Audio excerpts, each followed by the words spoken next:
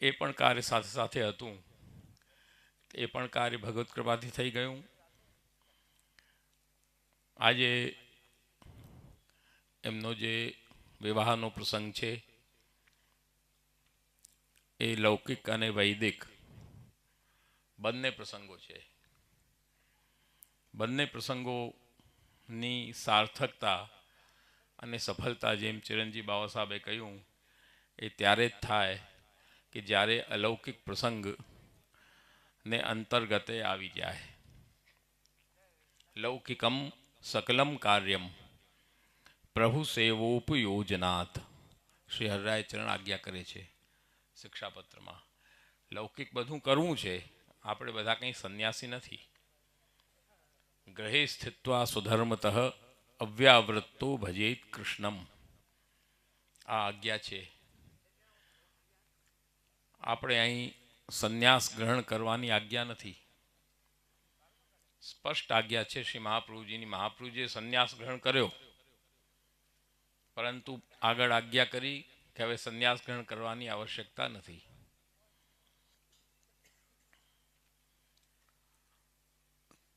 તો ગ્રહસ્થી હોવાને નાતે સમગ્ર લૌકિક વૈદિક કાર્ય પ્રાપ્ત થાય જ, પરંતુ એ લૌકિક વૈદિક કાર્ય પ્રાપ્ત થાય એને કઈ રીતે સુંદર રૂપમાં એ થાય એના માટે અલૌકિક કાર્ય પ્રથમ કરવાની અત્યંત આવશ્યકતા છે.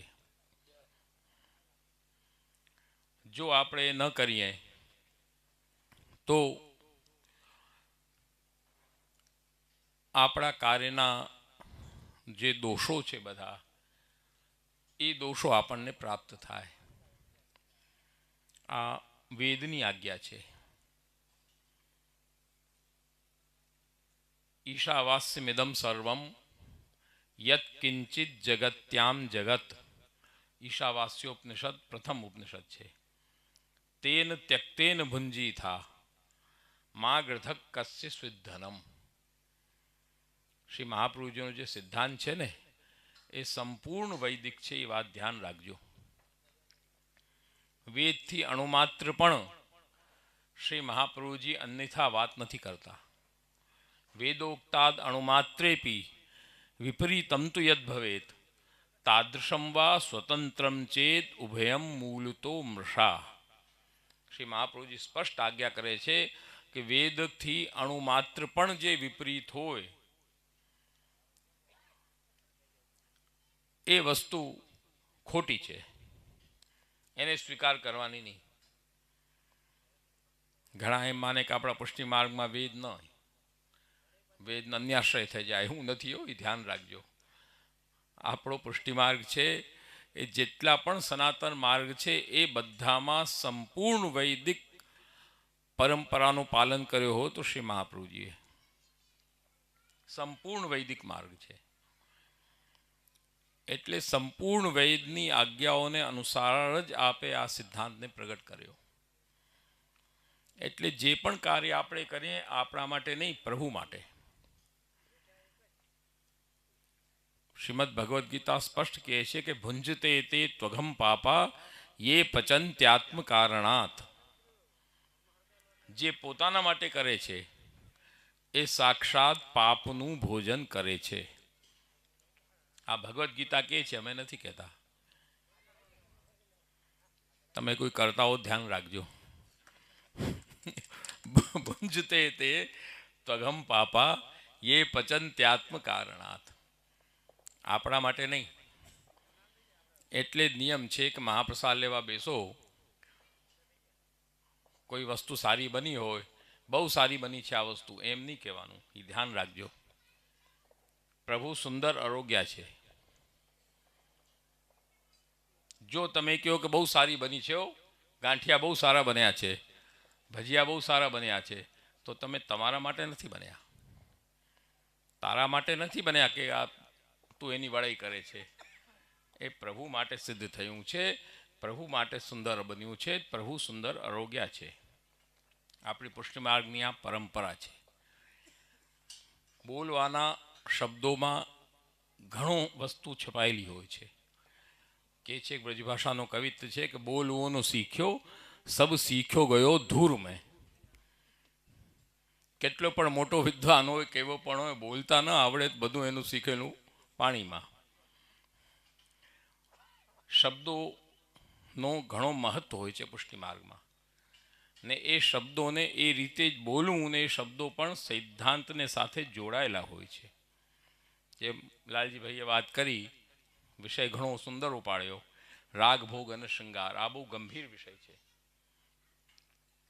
જે લાલજીભાઈ અહીં કહ્યું એ તો છે જ, એ નથી એવું નથી, પરંતુ આ વિષય બહુ ગંભીર છે. આ કોઈ સહજમાં કહેવાય એવો વિષય નથી. આ સૈદ્ધાંતિક વિષય છે. રાગ એટલે ખાલી રાગની જ છે એવું નથી. ભોગ એટલે કે ખાલી મહાપ્રસાદ જ છે એવું નથી. શૃંગાર એટલે કે ખાલી શૃંગાર જ કરવા એવું નથી. આ ત્રણેય શબ્દો સિદ્ધાંતથી ભરેલા છે. એટલે આપણે પુષ્ટિ માર્ગમાં રાગ ભોગ અને શૃંગારનું મહત્વ છે. કોકવાર સમય આવશે, શાંતિ હશે તો બતાવશું. તો કહેવાનો તાત્પર્ય કે લૌકિક વૈદિક કાર્યને પૂર્વ અલૌકિક કાર્ય આવશ્યક છે, ને તો જ એ કાર્યની ભગવત સમર્પિત થાય. ભગવત કૃપાથી આ વિવાહનું આયોજન સુંદર રીતે પ્રભુના મનોરથથી પ્રારંભ, ભગવત ગુણગાનથી પ્રારંભ, પછી વિવાહનો કાર્યક્રમ આનંદથી થાય. ભગવત ગુણગાન છે એ સર્વોપરી છે. કહ્યું છે ને, મધુર મધુર મેતન મંગલમ મંગલાનામ સકલ નિગમવલ્લી સત્ફલમ ચિત સ્વરૂપમ સખૃદપી પરિગીતમ શ્રદ્ધયા હેલયા વા ભૃગુવર નરમાત્રમ તારેત કૃષ્ણ નામ. મધુર મધુર મેતમ, આ મધુરનો પણ મધુર છે, મંગલનો પણ મંગલ છે. એટલે જ કહેવાય છે ને, ભગવાન શિવ કેમ થયા એ ખબર છે? ઘણા લખતા હોય હર હર મહાદેવ લખે ને શિવ કૃપા ને શિવ આ ને બધું લખે, પણ એને અક્કલ ન હોય કે શિવ કેમ થયા. એ અક્કલ નથી હોતી કોઈને. શિવ શિવ કરતા હો છો બધા, પણ એને શિવ શું છે એ કંઈ અક્કલ છે? ભગવાન શંકર શિવ નહોતા કંઈ. એ શિવ થયા કેમ એ વિચારો. એમાં શિવત્વ આવ્યું કેમ? શિવ એટલે શું? કલ્યાણકારી, કલ્યાણ કરવાવાળા. શિવ કેને કહેવાય? જે કલ્યાણ કરે. તેના અંદર શિવત્વ આવ્યું કેમ? ક્યાંથી આવ્યું? એકવાર કાશીમાં શિવપુરાણની કથા હતી. એમાં અમને પધરાવ્યા હતા. અમે ગયા હતા મણિકર્ણિકા ઘાટ ઉપર. ત્યાં કથા ચાલે શિવપુરાણની. બધા બ્રાહ્મણો ને બધો શૈવોનો જમાવડો હતો. શૈવ બધા બેઠા હતા. ત્યાં મેં એને કહ્યું ભાઈ આ શિવ ભગવાન શંકર છે, એ શિવ થયા કેમ એ તો બતાવો પહેલાં. પછી શિવ શિવ કરો ને શિવ પુરાણ કરો ને એને સાંભળો, પણ શિવ થયા કેમ એ પહેલાં સમજવાની વાત છે. એ શિવ ક્યારે થયા? કે જ્યારે સગર રાજાના 10,000 પુત્રોની દુર્ગતિ થઈ. જે કથા આવે છે ને, 10,000 પુત્રોની દુર્ગતિ થઈ. એ પુત્રોને પવિત્ર કરવા માટે ગંગાજી પધરાવવાનું વિધાન થયો. કે હવે તો ગંગાજી પધારે ને ગંગાજીમાં આ લોકોની અસ્થિ વિસર્જન થાય, ભસ્મ વિસર્જન થાય તો એ શુદ્ધ થાય. એ પ્રશ્ન જ્યારે આવ્યો તો ગંગાજીને લાવે કોણ? લાવવા ક્યાંથી ગંગાજીને? આ પ્રશ્ન જ્યારે ઉપસ્થિત થયો તો પ્રયાસ કરતાં 2, 3, 4 પેઢી પછી ભગીરથ રાજા થયા. આપણે કહીને ભગીરથ કાર્ય. આ ભગીરથ કાર્ય પાર પાડ્યું.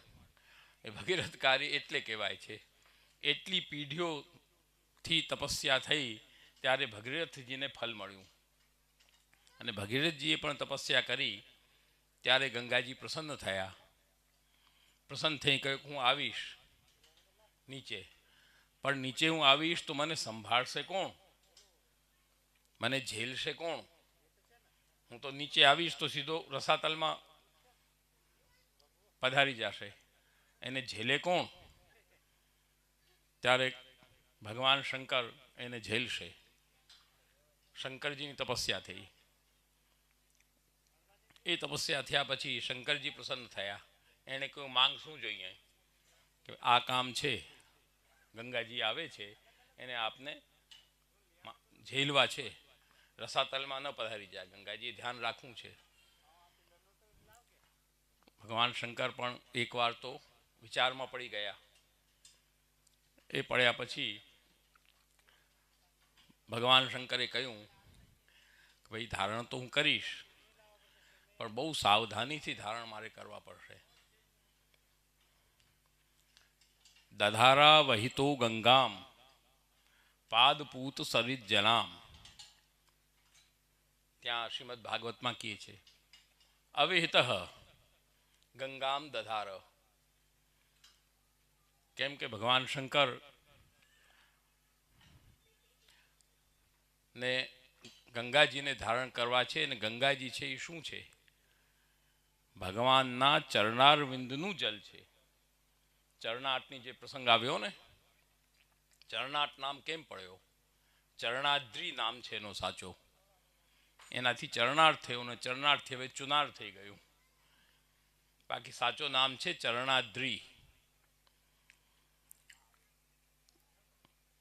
ભગવાન વિષ્ણુ નો વામન અવતાર થયો ને વામન અવતારમાં બલિરાજાને જે બલિરાજા પાસે આપે વટુ વામન સ્વરૂપ ધારણ કરીને દાન માંગ્યો, 3 પગ પૃથ્વી મને જોઈએ. બલિરાજાએ સંકલ્પ કરીને, ઘણી કથાથી બધી જાણો છો બધા, ત્યારે પ્રથમ ચરણારવિંદ આપણે ચાલીએ તો પેલો પગ આપણો જમણો જ ઉપડે. એક સહજ પ્રવૃત્તિ છે માણસની. પ્રથમ ચરણારવિંદ જે ઉપડ્યો એ ચરણાદ્રી, ચરણાત્મા બિરાજ્યો.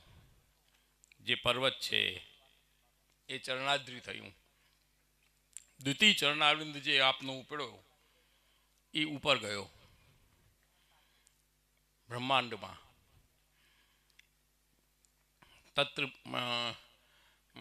તત્ર સાક્ષાત ભગવત સાક્ષાત યજ્ઞલિંગસ્ય વિષ્ણોર પાદાંગુષ્ઠ કટાહ નિર્ભિન્નોર ધ્વાંધ કટાહ અંતઃપ્રવિષ્ટાયા બાહિર્જલ ધારા તચ્ચરણ પંકજા વને જુના અરુણ કિંજલ ગોપરંજિતા જગદઘમલા સાક્ષાત ભગવત પદીત્યનુપલક્ષિત વચો વિધીયમાના. એ ગંગાજી પ્રવાહિત થયા. ભગવાનના વામ ચરણારવિંદજો જે નખ છે એ નખથી બ્રહ્માંડ કટાહ ફાટ્યો, અને ત્યાં ચરણારવિંદ જ્યારે ગયો ત્યારે ત્યાં બ્રહ્માજીએ પોતાના કમંડલથી એ જલને સ્નાન કરાવ્યું ચરણારવિંદને. એ સ્નાનનું જલ જે છે એટલે ગંગાજીનું નામ છે વિષ્ણુપદી. વિષ્ણુપદી નામ પડ્યું. ને ત્યાંથી ગંગાજી જે પ્રવાહિત થયા એ પ્રવાહિત થઈને ભગવાન શંકરના મસ્તક ઉપર આવીને પડ્યા. એટલે ભાગવતમાં સ્પષ્ટ કહે છે કે યત છૌચ નિસૃત સરિત પ્રવરોદકેન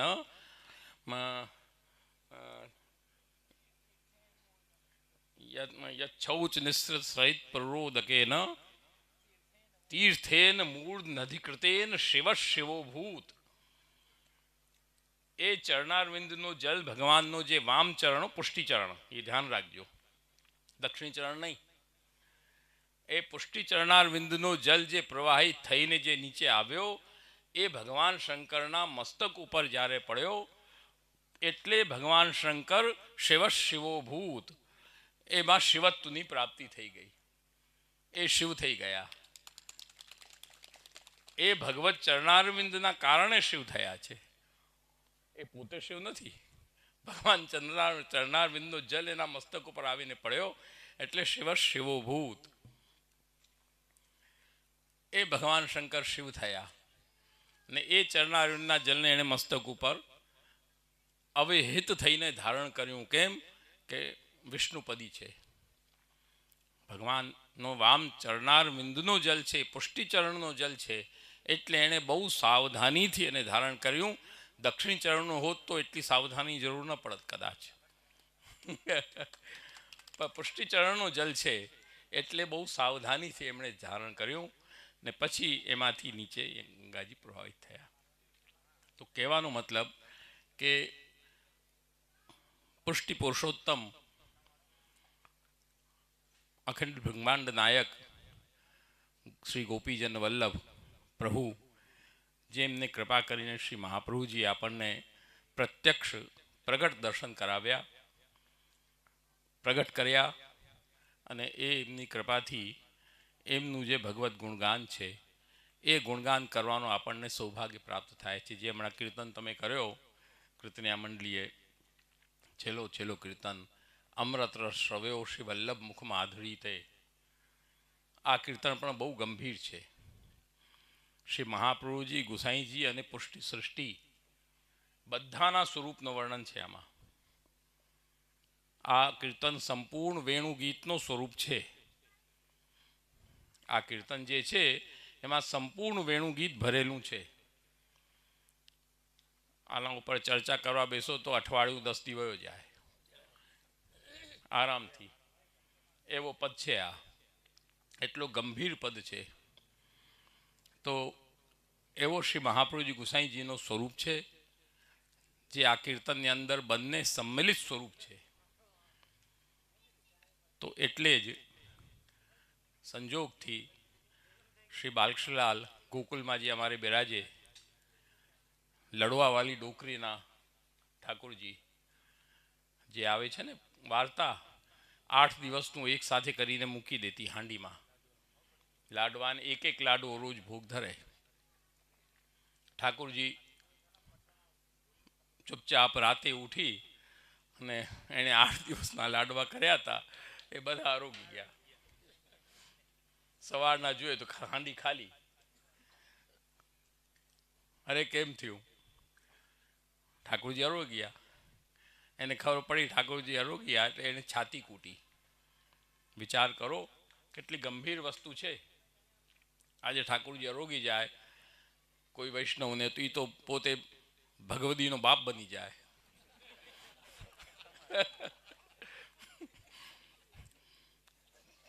પણ અહીં વિચાર કરો, એને છાતી કૂટી, કેટલું ગંભીર કારણ છે અહીં. શું કામ કૂટી છાતી? ઠાકોર આરોગ્યા એટલે નહીં. ભાવ પ્રકાશમાં આજ્ઞા કરે છે આપ કે એની છાતી શું કામ કૂટી? કે શ્રી ઠાકોરજીએ મહાપ્રભુજીની મેંડ તોડી. શ્રી મહાપ્રભુજીની મેંડ છે કે જે વસ્તુ આપણે કાની લગાવી ને સન્મુખ રાખીએ એ વસ્તુ ઠાકોરજી આરોગે, બીજી ન આરોગે. તો આપે મહાપ્રભુજીની મેંડ તોડીને મેં કાની તો દીધી નથી ને આપ આરોગી ગયા, તો આપ એ રીતે ક્યાંક મને ન છોડી દો. એને વિરહ થયો એટલે એને છાતી કૂટી. આરોગી ગયા એટલે નહીં. તો કહેવાનો તાત્પર્ય એ છે કે એ બાલકૃષ્ણલાલ જે બિરાજે છે ત્યાં ગોકુલમાં, એમની સેવામાં દામજીભાઈ બરાબર તત્પર્ય છે. એમની જ કૃપાથી આજે બધો આનંદ છે એના પરિવારમાં. એ બાલકૃષ્ણલાલ એવા ચમત્કારી સ્વરૂપ છે. એ આજથી નહીં, દરિયાજીની વખતથી અમે એ જોઈએ છીએ. પ્રત્યક્ષ સ્વરૂપ છે. દરિયાજીની પહેલી યાત્રા થઈ જ્યારે અમે મુશ્કેલથી 8-10 મહિનાના હતા. 2012ની યાત્રા. એ યાત્રા થઈ ત્યારે બાલકૃષ્ણલાલને પધરાવ્યા યાત્રામાં. જે જૂના કોક હોય, જાણતા હોય, બેઠા હોય તે વખતના તો એને ખબર હોય કે જૂના હવે બચારા ઘણા વયા ગયા.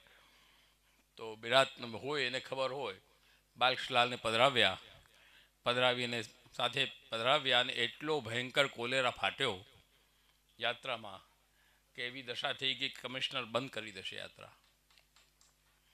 જતીપુરા આવીને એવી દશા થઈ એટલે જૂના જે વૈષ્ણવો હતા વ્રજવાસીને એમણે વિનંતી કરી કે આપ બાલકૃષ્ણલાલને પાછા ગોકુલ પધરાવો તો બધી શાંતિ થઈ જશે, એને ગોકુલ નહીં છોડે. પાછા ગોકુલ પધરાવ્યા જતીપુરાથી.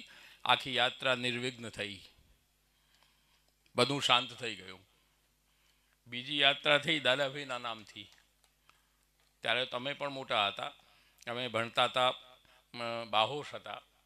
ત્યારે દાદાજી કહ્યું હવે પધરાવવા નથી, હવે કુંડવાડા ઉપર ખાલી પધરાવશું. અમે લોકો જ પધરાવા ગયા હતા, મને યાદ છે. પધરાવા ગયા ત્યાં ત્યારે કાંઈ નહોતું. પધરાવીને નીકળ્યા, ગોકુલની હદથી બહાર નીકળ્યા ને ભયંકર વરસાદ. જતીપુરા તે વખતે આ બધા ટીન વીન લાગેલા નહોતા. જતીપુરામાં તાલપત્રી બંધાતી ઉપર, થોડીક તાલપત્રી બંધાતી ને આ કાંઈ આજુબાજુ આ બાઉન્ડ્રી કે કાંઈ નહોતું. ત્યાં જતીપુરા પહોંચતા તળેટીમાં આટલું જલ, ગોઠણ જેવું જલ થઈ ગયું. મુશ્કેલથી પધરાવ્યા, ત્યાં મુશ્કેલથી 10-15 ટોકરા ભોગાવ્યા. વરસાદ રોકાય નહીં. જેમ તેમ રાતના 2 વાગે પાછા ગોકુલ પધરાવ્યા. બીજે દિવસ આનંદથી કુંડવાળો થયો, કાંઈ વાંધો ન આવ્યો. પછી ત્રીજી યાત્રા થઈ દરેજની, હળદરના નામથી જે દરેજી કરી એ યાત્રામાં કે હવે પધરાવા નથી, હવે ત્યાં જ અરોગાવી દઈશું આનંદથી. એટલે એ ગોકુલ છોડતા નથી, ગોકુલમાં જ બિરાજે. અને ચમત્કારિક સ્વરૂપ છે. અમને મળ્યા દાદાજી, અમને બિલમાં લખ્યા બાલકૃષ્ણલાલ. એટલે આમ તે વખતે ગોકુલની સ્થિતિ બહુ ખરાબ હતી, હવે તો બહુ સુધરી ગઈ સ્થિતિ. ત્યારે જમનાદાસભાઈ થાણા પીપળીવાળા હતા. ત્યારથી હું ભાઈ બાલકૃષ્ણલાલ ત્યાં કોણ કેમ સંભાળાય, કાંઈ થાય નહીં, ત્યાં જેતપુર પધરાવી લેશું. પહેલાં જેતપુર હતું અમારે, પધરાવી લેશું. બધું નક્કી કરીને અમે ફાઇનલ કર્યું કે જઈને ચૂપચાપ પધરાઈ આવવાના, ખબર ન પડે કોઈને એમ. એના પહેલાં અમે જ કાશી વયા ગયા. ઠાકોરજી કે તમે જ ગુજરાત છોડાવી દો મને જ, તું મને છોડાવે છે વ્રજ, તને ગુજરાત જ છોડાવી દઉં. કાશીમાં તિલક થઈ ગયો એટલે હવે ત્યાં જ બિરાજી ગયા બાલકૃષ્ણલાલ શાંતિથી. તો એવા ચમત્કારી સ્વરૂપ છે, એમની કૃપા છે. એમની કૃપાથી બધું આનંદથી કાર્ય સંપન્ન થઈ રહ્યો છે.